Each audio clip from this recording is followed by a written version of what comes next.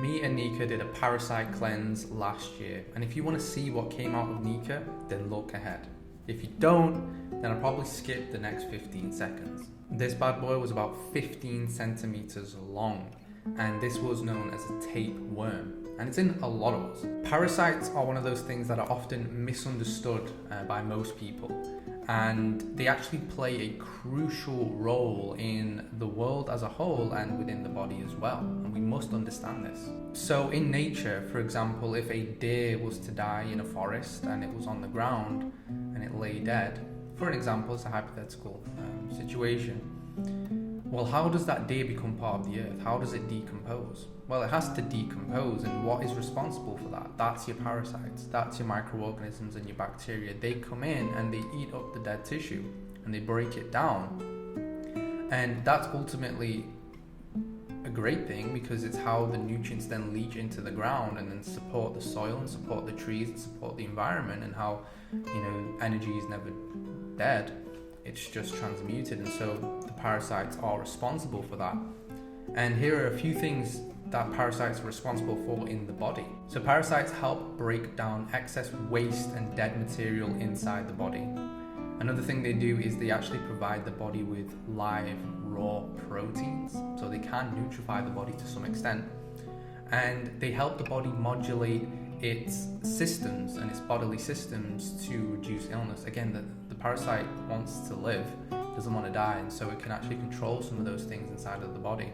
And so many of us actually have parasites inside of our body, but some of us have parasites at a certain level where they're not actually causing us any issues.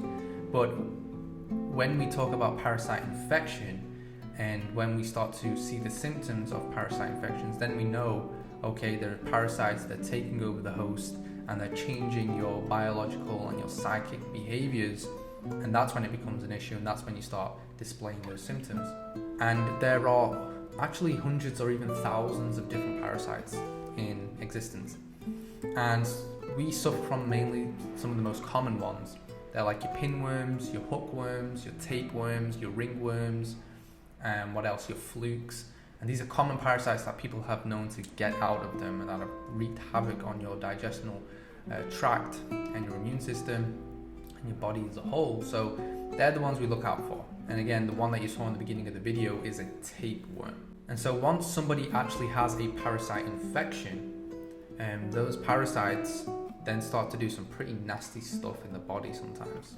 One of the things that they'll do is they'll overconsume your food and resources. And so basically they'll eat up your nutrients and minerals, and that'll leave you either malabsorbed or nutrient deficient, and that can lead on to a host of other issues in the body. And so they're basically robbing you of your nutrients that you eat. And oftentimes when you see people that are really highly underweight, this can be one of those reasons, is that they're infested with parasites. Parasites will also alter the pH of the body, especially the gut, small intestines, and that will cause cascading effects, causing further acidosis and debilitation of your system, really. And then if parasites have gone unchecked for a long period of time, they're going to nest their way into tissue, they're going to bury their eggs there, lay their eggs there, and they're going to go into tissue, organs and glands, and that's some nasty, that's not some good stuff, right? We've seen those pictures of parasites coming out of people's eyes, underneath people's feet. It's pretty shocking stuff if you want to have a look at that. Well, how then do you know you have a parasite infection? When me and Nika did our cleanse last year, I did an iridology reading on both of us, and one of the most common things that we found was just colon hindrances, and it's very common amongst most of us. And in fact, Bernard Jensen, who was a big pioneer of iridology, he said he's never saw a 100% healthy colon. Everybody, to some extent, to some degree, has colon deficiencies and weaknesses. And so we saw that in our eyes, and I wanted to go on a little colon cleanse to just flush out, get rid of some of that hardened mucus matter, the food stuff, and just rehydrate the colon again, cleanse it, and restore the microbiome. And so it was ideally actually a colon cleanse, but I decided a few things that I noticed in the eyes, that let's just also hit the parasites, and because there was a few things that I was correlating, and we'll talk about some of the symptoms later, where I was like, you know what, let's go after the parasites. And so that's when we did the parasite cleanse, which you'll which I'll tell you what that cleanse was later on in the video. But in general, I'm going to read you a list of parasite infection symptoms. And so if you have any of these, you want to look out for these symptoms, and you might want to make some correlations for yourself. And if you're ticking a lot of these symptoms, then good chance you do have parasites. Well, actually, there was some recent studies that are coming out now where they're actually saying 100% of people on this earth, every single person has parasites. And about 96 or something percent of them have parasite infections, meaning we're struggling with that a lot, and we're seeing symptoms of those parasites. So it's in all of us. And so parasite cleanses are in general something that you really want to do. Anyway, here are a list of some of those symptoms, right? We have constipation and diarrhea, digestive disorders, irritability and nervousness, IBS, so irritable bowel syndrome, persistent skin issues, sugar cravings. Usually that's not for fruit, it's sugary sodas and processed sugars and savory snacks and things like that. Monstrous appetites, nasal itching, anus itching, skin itching. If you've got this incessant skin itching, good chance you've got parasites. Severely underweight, again what we talked about, how parasites will eat up your nutrition, and so those that are suffering from malabsorption generally will have parasites. Constantly being fatigued, it will rob you of your energy because it is eating your nutrition. Disturbing your sleep, and often that's correlated with nightmares. So often if you've got lots of nightmares, you want to have a look if you've got parasites too. And so these are the more common symptoms. There are a lot more symptoms related to parasites, but these are probably the most common ones that you want to look out for. Well, then you're probably wondering, how does one even get parasites? How do they form inside of the body? And there's actually lots of reasons. There's not one reason, and usually for most of us it's a bunch of reasons. But for example, poor mouth flora, a lack of chewing your food. That quote, your food should be chewed into liquids, and you should chew your liquids. Processed foods, pasteurised dairy is a big one. Processed juices and drinks. We've also got dehydrogenated fats, and that's your toxic seed oils that we've started to use over the last 30 years mainly. And then drug use, big one, is recreational or even pharmaceutical. Those high antibiotic drugs will disturb your GI tract, will wreak havoc on your gut flora, and that's going to just leave a huge breeding ground of parasites and nasty stuff down there. You have to understand, with parasites, it's all related to the GI tract and the health of your GI tract, from your mouth all the way down to your intestines and your colon.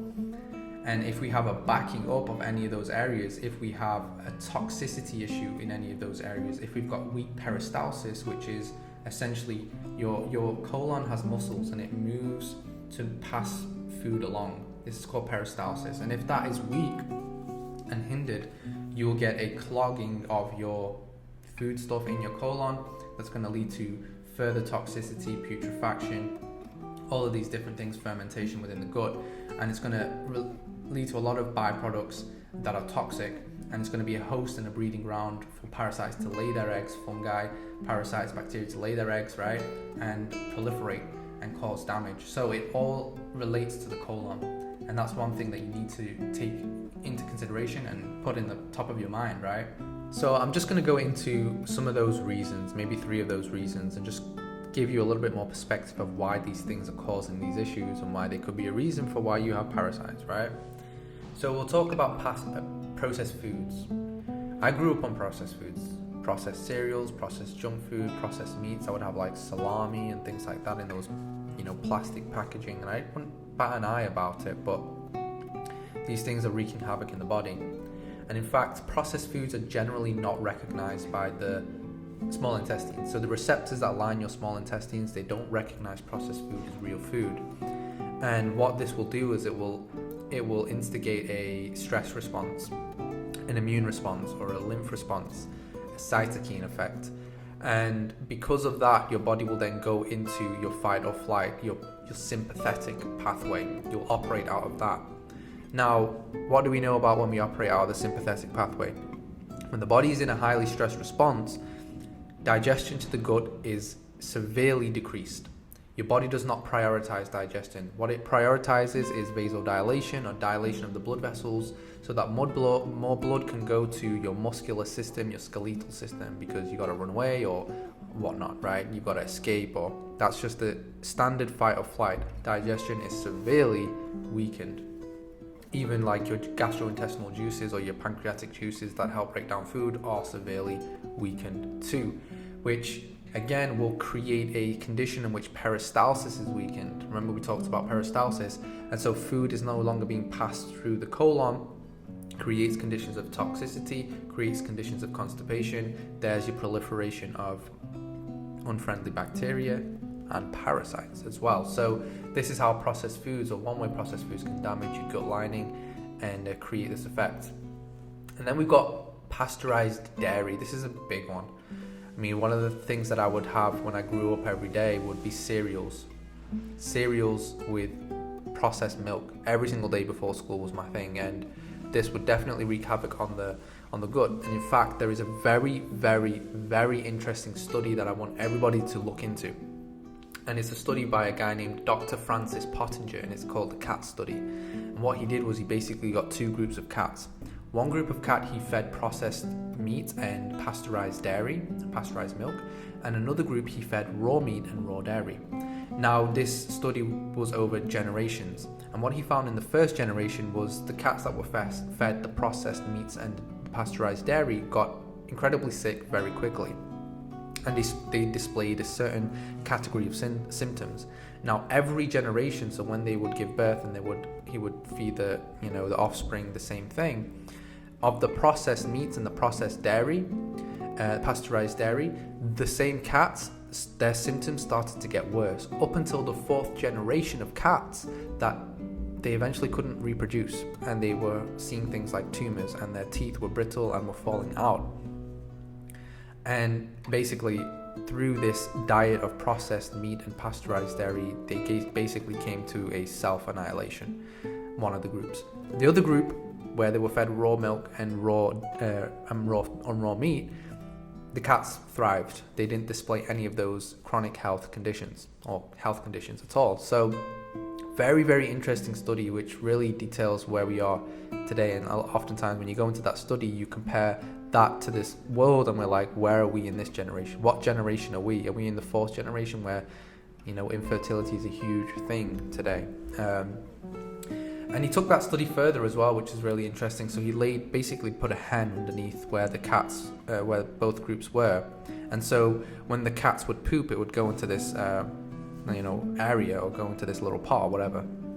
And so he would collect the poop from the group that was fed the processed meats and the pasteurized dairy, and he would collect the poop from the group that was fed the raw meat and the raw dairy. And he would use that poop to fertilize a bean. I think it was some kind of bean or some kind of crop that he was growing.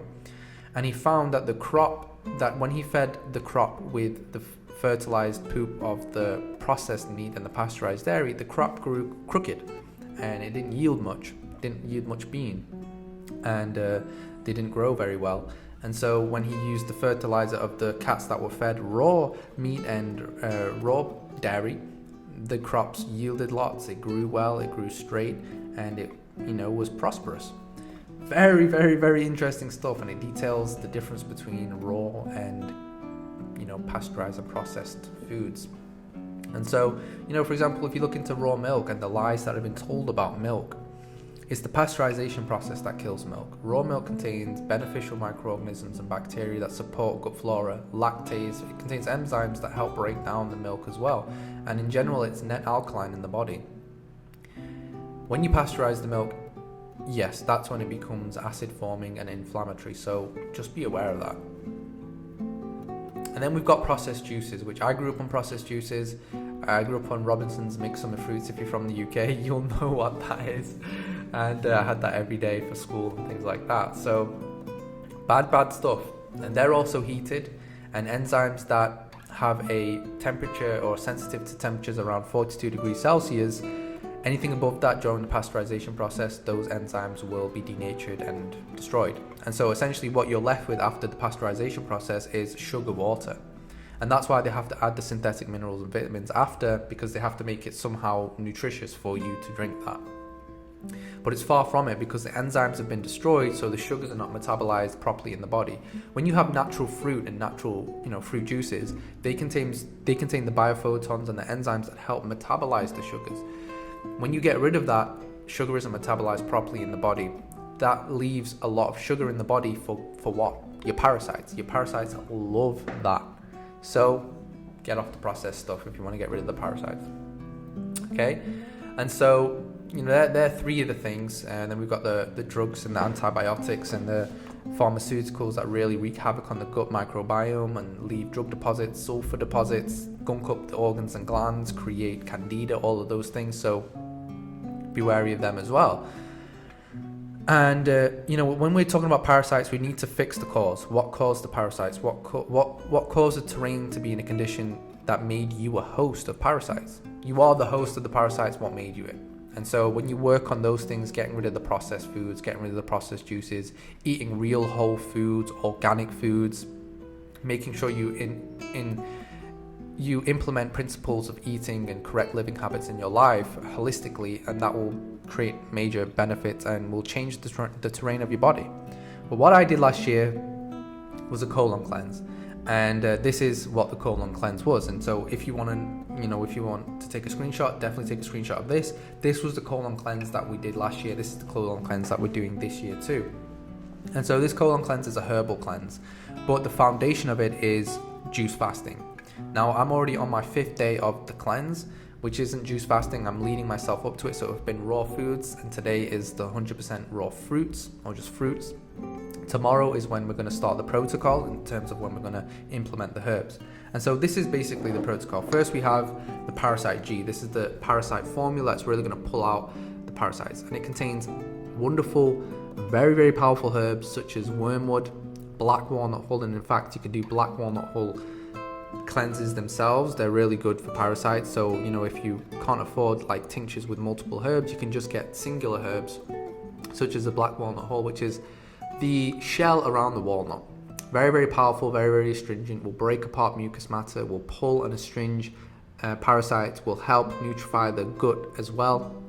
And so it also contains, this is from Dr. Robert Morse's Herbal Health Club, by the way. So this is where I go to because it's the one that I've seen results with myself and also with my clients. And it's well-crafted, wild-crafted, organic, well-sourced, well-cultivated, well-made, well-brewed.